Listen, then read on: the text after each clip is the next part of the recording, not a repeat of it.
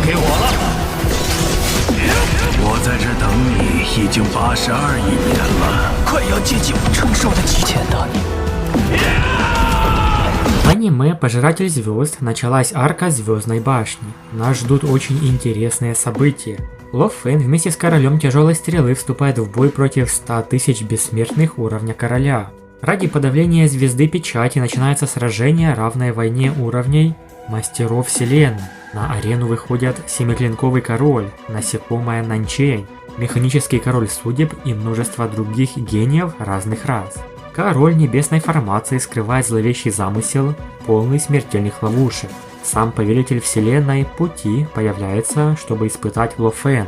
После 6092 лет испытаний на грани жизни и смерти, Ло Фэн превзойдет всех непобедимых бессмертных королей и вступит на путь бога короля. Мы немного рассмотрим события, связанные с башней звезд. Информации оказалось очень много. Ло Фэн вместе с королем тяжелых стрел вошел внутрь башни и столкнулся с более чем 100 тысячами бессмертных королей. В трейлере также впервые показаны образы мастера вселенной Пути и сильнейшего существа во вселенной, бога короля, известного как Владыка горы.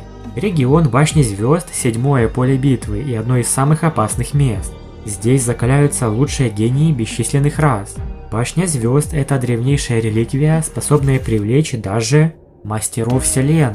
В трейлере показана ее внешняя и внутренняя структура.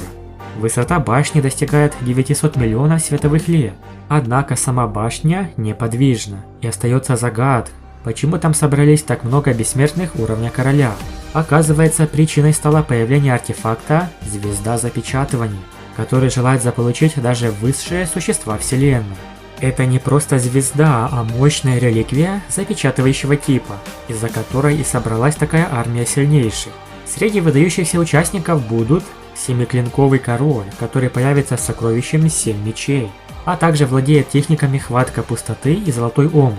Появится и бессмертная Нанчень из расы насекомых, хоть и уступающая Ирине по внешности, но обладающая не меньшей силой. Также показан король судеб из механической расы, один из 9 сильнейших во всей башне, чья мощь близка к уровню непобедимого короля. Пока неизвестно, появятся ли король могильных глубин и король башенного дракона, но битва за звезду запечатывания соберет слишком многих опасных гениев. Король небесной формации покажет себя еще более коварным. Во время борьбы за артефакт он объединится с Ло Фэном, собрав отряды из 1000 бессмертных королей, но его истинная цель не союз, а предательство. Он стремится убить ради сокровища.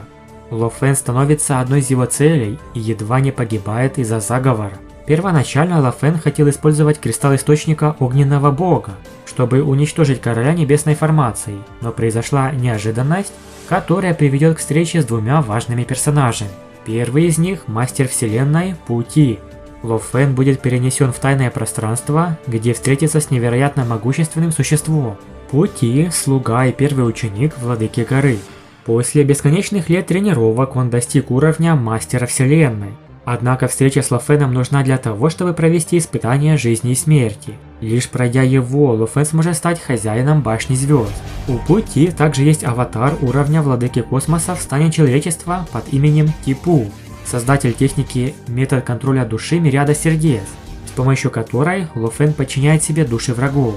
Испытание продлится 6092 года и станет мучением за гранью человеческого. После завершения испытания Ло Фэн станет третьим учеником Владыки горы, сильнейшего существа во вселенной, известного как бог Король Цзи. Именно он создал земную линию и клан бога пламени. Его сила столь велика, что даже мастера вселенной преклоняются перед ним. Став его учеником, Ло Фэн получит два величайших сокровища. Каждый из учеников Владыки горы способен достичь уровня мастера вселенной. Пути уже стал им, Яньшень тоже достиг этого уровня, а потенциал Ло Фэна еще выше. Превзойти самого Владыку горы – лишь вопрос времени. Эпизод Башни звезд обещает стать невероятно масштабным. Все больше могущественных героев вступают в бой. После испытаний Ло Фэн значительно превзойдет других бессмертных королей, а со временем обойдет даже таких гигантов, как Семиклинковый король и король судеб, стоящих на грани непобедимости. Во вселенной Пожиратель звезд Ло Фэн прошел одно из самых тяжелых испытаний – завоевание Звездной башни. Эта арка стала проверкой его души, воли и понимания закона вселенной. В бескрайних просторах мироздания, где звезды рождаются и гаснут в дыхании вечности, возвышалась древняя реликвия невообразимой значимости – Звездная башня. Она была создана по воле загадочного гостя Сидящей горы, старшей империи Ираз, из фрагментов тела истинного бога. Ее мрачная, но величественная форма парила над полем битвы, излучая давление, перед которым трепетали даже лорды вселенной. Эта башня не была простым артефактом. Она являлась одновременно крепостью, оружием и горнилом, в котором проверялись пределы тех, кто осмеливался войти. Внутри нее законы пространства, времени и материи искажались, образуя запретные зоны, пустыни, океаны и болота, где сама реальность изгибалась под весом космических сил. 9 энергетических водоворотов вращались вокруг ее массивного тела, привлекая лучших воинов 4 высших рас. Никто не смог покорить ее за тысячи лет. В ее сердце находилась жемчужина башни, ядро, способное испытывать волю и разрушать сознание даже истинных богов. Именно туда направился Ло Фэн, бросивший вызов судьбе. Звездная башня ждала именно такого претендента. Она была не просто испытанием силы, а проверкой души. Ее разум, обладая вычислительной мощью божественного интеллекта и эмоциональной природой ребенка, сопротивлялся любому, кто пытался его подчинить. Испытания требовали абсолютной гармонии духа, тела и разума. Лишь те, кто превосходил пределы смертных, могли претендовать на признание башни. Вход Ло Фэна в башню стал началом тысячелетнего испытания. Его сознание столкнулось с чудовищным сопротивлением жемчужины, способным уничтожать души целых миров. На первом этапе он сражался с болью, подавляя ее с помощью ясного сердца и воли. На втором стабилизировал душу, создавая духовные якоря и удерживая равновесие между тремя телами. На третьем превратил страдания в источник силы. Его воля прошла эволюцию, достигая пределов божественного понимания. Используя законы пространства, времени и золота, он синхронизировал сознание с ритмом космоса. Его техника слияния доменов позволила поглощать обратную связь башни, а одновременная поддержка всех 3 тел удерживала энергию. В финальной фазе его душа и разум стали единой с жемчужиной. Интеллект башни признал его превосходство и подчинился его воле. После этого Ло Фэн впал в 9-летний сон, пока его душа восстанавливалась. Проснувшись, он стал новым хозяином Звездной башни, владельцем высшего истинного сокровища, способного метать запечатанные звезды, заключать божественные существа в подавляющее пространство и черпать из ядра башни понимание космических законов. Его триумф стал не просто победой над артефактом, это была победа над самим собой. Он доказал, что истинная сила не во грубой мощи, а в гармонии духа, разума и в цели. Цзо Шаньке, гость Сидящей горы, признал в нем наследника, а сама башня ученика, способного нести ее мудрость дальше. С этого момента имя Ло Фэна эхом разнеслось по вселенной.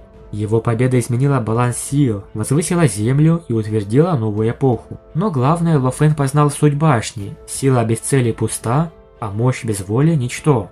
Звездная башня не просто проверяла претендентов, она очищала их от эго и страха, оставляя лишь чистую суть души. Для Ло Фэна она стала зеркалом, показавшим, что каждый шаг к величию – это прежде всего путь внутрь себя. Покинув башню, Ло Фэн обрел не только силу, но и ответственность хранителя космоса, обязанного использовать свое могущество для поддержания равновесия. Его испытание стало символом воли, свободно превзойти судьбу. Так завершилась арка завоевания Звездной башни, одна из самых грандиозных глав Пожирателя звезд. Это история о человеке, превзошедшем богов, и о башне, ставшей воплощением его души. Большое спасибо за просмотр, напишите в комментариях, как вам арка Звездной башни. Подписывайтесь на канал, ставьте лайк и всем пока!